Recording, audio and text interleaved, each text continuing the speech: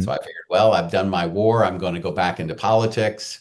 I left Fort Campbell and drove to Little Rock, Arkansas, met the Clintons, and became very close with that family, and joined the campaign. Now, did you look them up? Did they look you up? How did that go? You just Well, like I said, I had a love of politics since I was a kid. So well, I do want to point this out because I don't want the listeners to miss this. You know, you were probably the first person of approximately my age, because I think we're only 1 year apart, that had a fairly expressed interest in politics and had a deep understanding. I think most of us were kind of shaped by our social backgrounds and by our parents.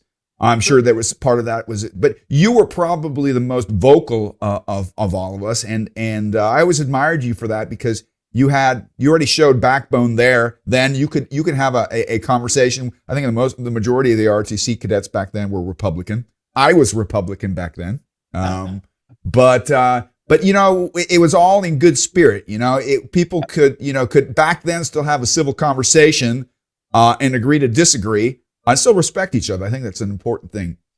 Yeah, I thought it was interesting too, because everybody even in the Army, when we were in Iraq, knew that I was a Democrat, and they had a very difficult time understanding how I could be so supportive of the president, President Bush. Yeah. I said, I love President Bush. He's my commander in chief. Yes. That's how I can do that. I don't have a problem. Yeah. I have no issue with being able to do that, following a leader.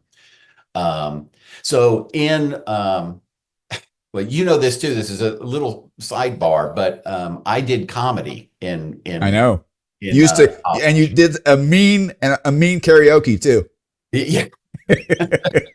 So I did voices back Yep. then. I did imitations.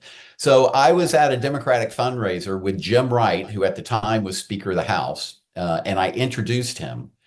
And he got such a kick out of it that he said, if you ever want to do anything or need anything, let me know. Well, it was 1984. I wanted to take time out of college and go on the campaign trail for Walter Mondale. So I called him up. The next day, I was heading out of college and going on the campaign trail. So I took 6 months off of college and Very went cool. to campaign for Walter Mondale in '84.